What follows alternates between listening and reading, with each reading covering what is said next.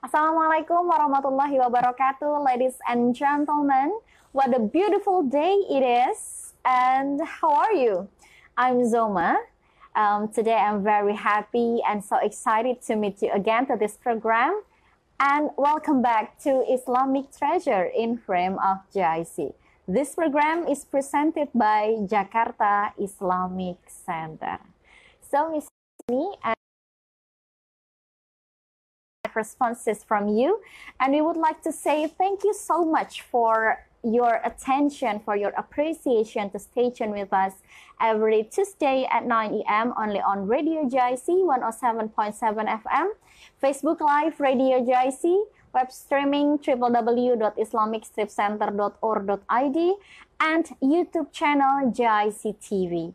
So when you play this video and you want to turn on the and Indonesia could fight this pandemic COVID-19.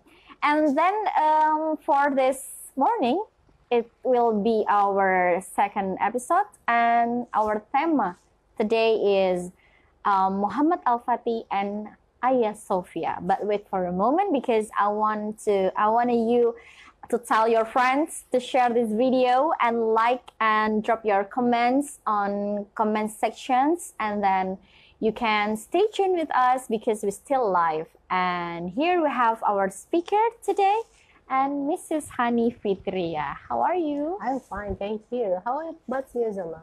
I'm very well, thank you. Okay, you look pretty today. And so you do. Thank you. And today, our second episode of Islamic Treasure in Frame of JIC, and it will be Muhammad Al-Fatih. Muhammad Al-Fatih. And Hagia Sophia. Hagia Sophia. And I can't wait to hear the explanation from you about this story. Me too. Yeah. Okay. Assalamualaikum warahmatullahi wabarakatuh. Waalaikumsalam warahmatullahi wabarakatuh. Ladies and gentlemen, congratulations for your independence, for my independence, for our Independence Day. So Indonesia now has been 75 years old. Alhamdulillah. Alhamdulillah. Yes. So, Zoma, next day, maybe upcoming, it's about on Thursday, we will welcome and celebrate Islamic New Year. Oh yeah. So today, Jakarta Islamic Center present a special topic, Muhammad Al-Fatih and Hagia Sophia. Yeah. Can I begin? Yeah, sure. Okay. Bismillahirrahmanirrahim. The Mehmed II was an Ottoman, a sultan, was a conqueror, as commonly known as Muhammad Al-Fatih. He was conquered Constantinople in 53. Muhammad Al-Fatih was born in Edirne. Then the Edirne was the capital city of the Ottoman state at the time. His father, Murad II, and his mother, Humma Hatun. So, according to habit of Ottoman rule, that everybody in Ottoman, especially Sultan family, he has sent his son and his father, the Murad II, had sent Muhammad Al-Fatih to city of Amasya with two advisors with him to know about government and to govern and take an experience about government as well. And also, his father sent the two best teachers to him, Molla Gurani and Ak Shamsuddin, to educate him every knowledge in the world, in his life, such as math, languages, rain, and the important thing he learned about how to conquest the Constantinople. Even when he was young? He was young, very young, when he descended to Amasya. It's about 11 years old. Wow, 11 years old. Yes. And so after learning everything, also a social life about various tribes, berbagai suku. Jadi mempelajari suku juga di sana. After the learning, so the impact of his learning of Islamic education make Muhammad al-Fatih has had a mindset and has strengthened to her belief in Allah. More and more than before. And Shamsuddin was very dominant to his life from his child, especially when for the implementation for Islamic duty for him, and to defeating, you know, melawan, to defeating Constantinople, to defeating the Byzantine Empire by conquering Constantinople. So it might Sultan Murad II, Sultan Murad II sent his son to learn anything and govern there, get experience of government there in Amasya. So what's happened after Muhammad al-Fatih learned a lot of things? Okay. After that, his father, Murad II, after his father made peace with the Hungarian people about like truce of peace, his father abdicated. You know, abdicated, released the throne. His father released the throne, menyerahkan singgasana tahta kekuasaannya, abdicated the throne to his son, the only son, because his father had 3 sons, Ahmad, Ali, and Muhammad al-Fatih. But both of sons, the first and the second, died, and the last hope in their family and their sultan just Muhammad al-Fatih. So after made peace with the Hungarian, Murad II abdicated the throne and give it to the son. It was 12 years old of Muhammad al-Fatih. So young at that age, had to receive the throne from his father. Yes. And could Muhammad al-Fatih did the best for the Sultan family and the citizens on Ottoman maybe? Could he do something like his father do? Yes. After he has reigned, he ran the first reign of him. I mean, he has a sultan position, and the first reign, Muhammad al-Fatih defeated the crusade led by John Hunyadi. The crusade, you know the crusade, tentara salib. Yeah. Muhammad al-Fatih defeated, melawan, menaklukkan, melawan the crusade led John Hunyadi. That's a Hungarian. After the Hungarian break the peace of Seged and get into this country, Muhammad al-Fatih country, and break the peace of Seged. So after defeating them and won the war, won the battle, someone, Cardinal Julian Cesarini, he was a representative of the Pope. You know the Pope? What is Paus. that? Paus. Yes. He was the representative of the Pope. He said, and he convinced, meyakinkan the King of Hungary that the truce of peace, perjanjian untuk tidak berperang, if we broken the truce of peace, it's not a betrayal. It means that Cardinal said to the King Hungary that if we memutuskan atau melanggar, broke the peace of truce of Seged, it wasn't a betrayal. Itu bukan pengkhianatan.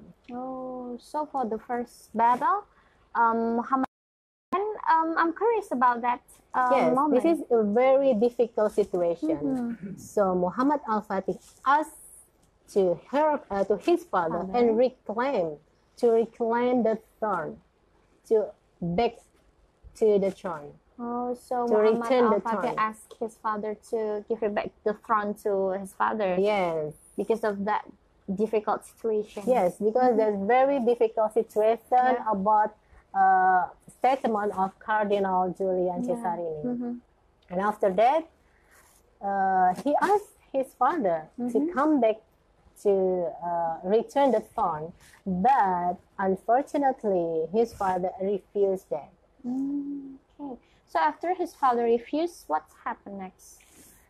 After his father refused, according to 17th century historical chronicle, Muhammad al-Fatih wrote the letter, "If you are the Sultan, come and lead the army. But if I am a Sultan, I hereby order you to come and lead my army." So his father surprised with this letter, and after read the letter, he led the Ottoman army and once again in a battle of Varna in 1444. So the second battle, who is on the throne, his father or Muhammad al-Fatih? The second battle? Second battle, back to father. his father. Yes, okay. because the situation is very difficult at that time. And Muhammad al-Fatih think it's not good for him to lead the army. So he asked his father to lead it. And he won again in Battle of Varna in 1444. Wow. So after that, is his father stay to be Sultan or move it again to Muhammad al-Fatih? Yes.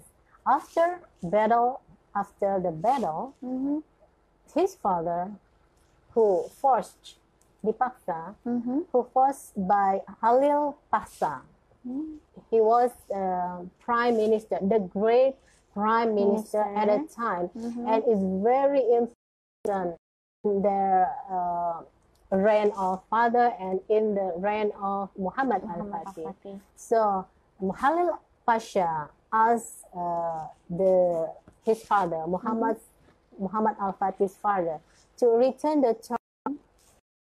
Halil Pasha did because Muhammad Fatih very close with Aksam Sudin. Very close, and his teacher. Yes, his teacher. Because Aksam Sudin was a rival to him. Oh, wow. Yes. There's politics here. Politics here. Yes. And after that, the Murad II, his father, returned the throne, and also Muhammad al-Fatih retain. Retain, it means bertahan dengan statusnya. Retain his status as a sultan, but he just governed as a governor in Manisa. Okay, Manisa is one of the for Ottoman. Yes. So Muhammad al-Fatih became a leader of Manisa. Then the father still the big sultan and Ottoman. Yes. Okay, so what's happened next? After that, Murad II died. And not long time ago, maybe 2 years after he returned the throne, and after he died, so Muhammad al-Fatih became a sultan for a second time. Yeah, because he's the only one that sultans has a child. Yes, that's unique history because it's up and down, and down. It's also maybe next story about Hagia Sophia. Return and retain again. Yes, of course. And after that, after Murad II, his father died, so he became a sultan, a great sultan at Ottoman. So he was devoted. Muhammad al-Fatih devoted himself. Setia menyerahkan dirinya bersungguh-sungguh, devoted himself to be Ottoman. Oh, so he led the whole Ottoman by himself. Yes. He prepared everything for an attack at Constantinople. Wow, so that's the preparation and the beginning plan to attack the Constantinople. He was very preparing about that of Constantinople because he learned before about how to conquer the Constantinople. Is that because of Samsudin? Sorry, my mistake. So he built a fortress like Benteng. He built the stronger fortress in side of European side. So in Ottoman there's Asian side and European side. He built a European side at that time, and he very extra action for that. He led the armies and the whole Ottoman. And can you describe how much the armies or the citizens of Ottomans at that time? Yes, maybe the army, because Muhammad al-Fatih very rigid and very detailed for the how to make winner, how to be a win for the battle. And after he made a fortress, and he collect for income. He collect retribution ship. Okay. At the sea. They have an income for the war next. And after that, Muhammad al-Fatih started about siege. It's like pengepungan. Oh, pengepungan. In 1453, it's the important time for Constantinople fall. 53, Muhammad al-Fatih. Siege of Constantinople. The siege, how much or how huge the group? Very huge. Wow, really? Because he prepared about between 80,000 armies and about 200,000 troops, like pasukan. Yeah. And about 320 navy of ships and large artillery train. Wow. So, in April, in early April, Constantinople began to be sieged. I mean, the complete Muhammad Constantinople. Wow. Formally, resmi. He was young, smart. Make the groups, that huge group, to siege the Constantinople. Yes, and he was very tactical person. Wow.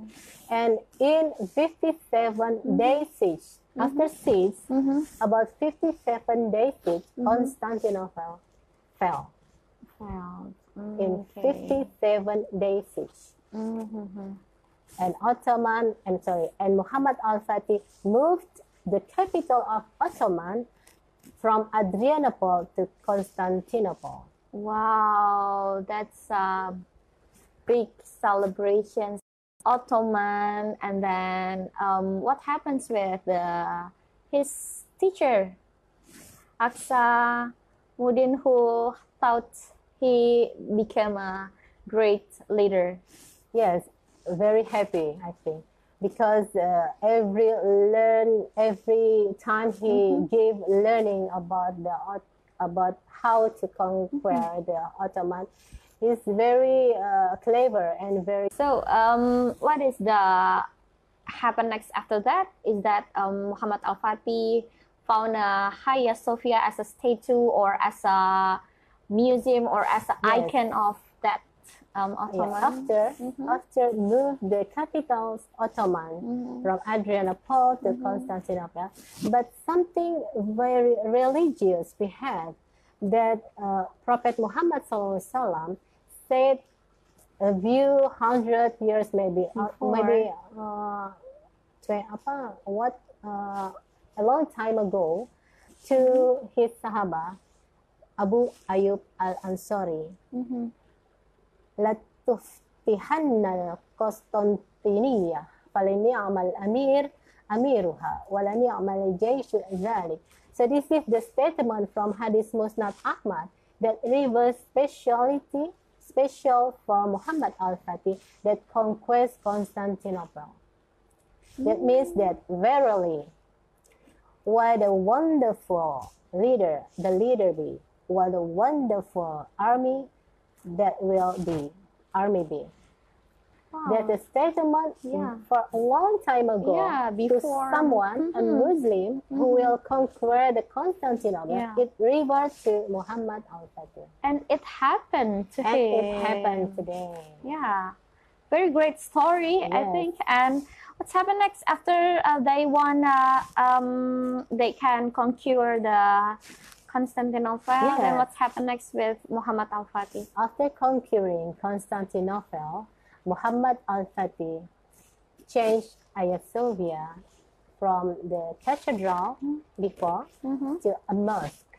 Wow. So Hagia Sophia, one of the most exalted sites Christian and Muslim worship at there. And then sit Christian. So and Muslim pray there.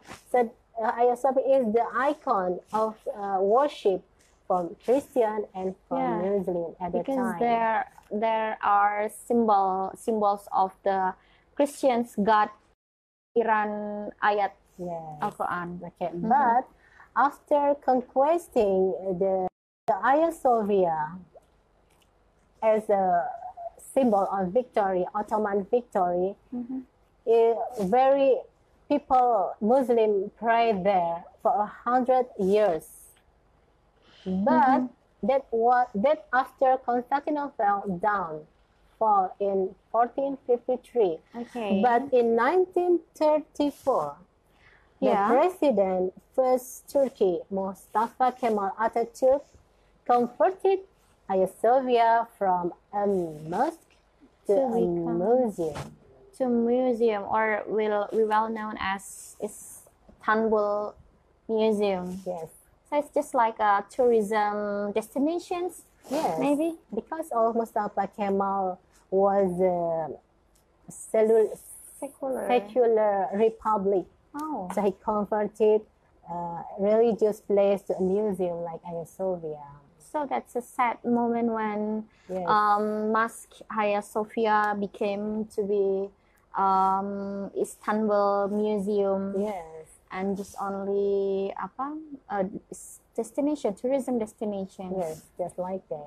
It's not a big deal for Muslim at the time. But nowadays, President Turkey President Recep Tayyip Erdogan. Am I right? Recep Tayyip Erdogan has declared from his public address that say that the Council of the State the Council of the State of Turkey this time cancelled the 1934 the decision that the cabinet decree that belongs to Mustafa Kemal era. So Erdogan canceled that statement, that decree, and make Hagia Sophia will be reopened for Muslim worship. Alhamdulillah. So Hagia Sophia was holding the first Jumu'ah 6 years. 6 years. So recently, about July 24, 2020, on television, that the first Jum'at prayer in Hagia Sophia, that's an extraordinary moment, moment for Muslims all over the world. That was the big value of Hijrah, and we proud of look at the video.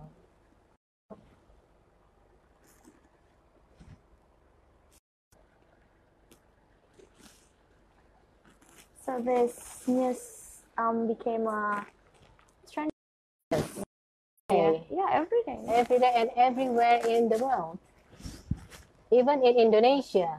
It's a touching moment when Very much. everyone who Sophia crying, Yes. very happy. This moment, the Erdogan, president of Turkey, reciting Quran, Surah Al-Fatihah and Surah Al-Baqarah, verse 1 to 5.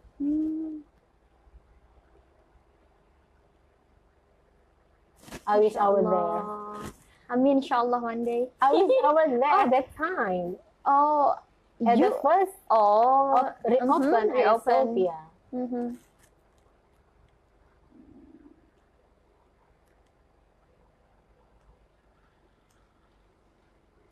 It was touching moment. I will cry if I were there. If I were there, will be there. Okay. Yeah. And Erdogan will be a very best president because of the decisions of the council, and Turkey came through for the Muslims to reopen again the Hagia Sophia before Istanbul Museum to become a mosque of Hagia Sophia, and it's one of the famous mosque in Turkey. When I've never been there, but I wish I can go there to Turkey. But Hagia Sophia have a unique story, I think, because from cathedral to mosque, and from mosque to museum, and from museum to the last mosque, we hope that's the last change. Amin, inshallah. For Hagia Sophia. And I very respect and salute to Muhammad Al-Fatih and President Erdogan. They were very encouraging to reopen Hagia Sophia. So this is not fake history, but it's the true.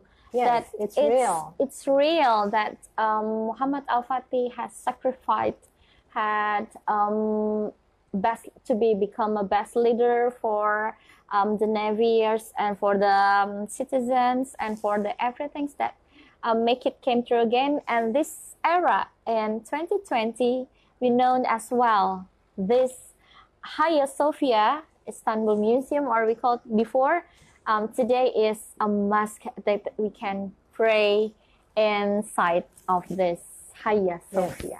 We will have to go there. Yeah, to pray, not pray Juma because we are women, to pray every praying there. Even we are not, we was not there when the first open reggae. No problem. Yeah, no problem. But we are proud of that. Yeah. We are proud to Muhammad Al-Fatih and proud of 2020 era to Mr. Erdogan. Wow, that's a hugely historic and symbolic moment, so touching. So I'm so thankful for you to explain this story about Muhammad Al-Fatih and Hagia Sophia, that we can take many messages from this story, and maybe inshallah one day we can go there, and we are so grateful to Allah because it will become true. Even there are pro and contra over there, but we have to be grateful that Hagia Sophia became a mosque and we can pray inshallah inside that Hagia Sophia.